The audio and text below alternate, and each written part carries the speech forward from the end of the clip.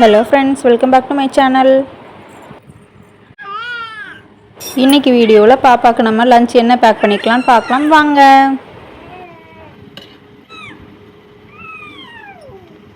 லஞ்சுக்கு இன்னைக்கு vegetable rice.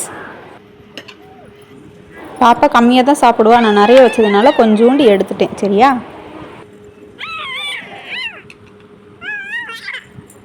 அப்புறம் பீன்ஸ் பொரியல்.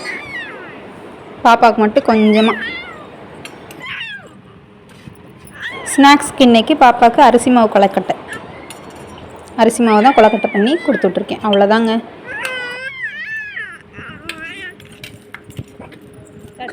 இன்னைக்கு எங்கள் பாப்பாவோட லஞ்சு இதுதாங்க.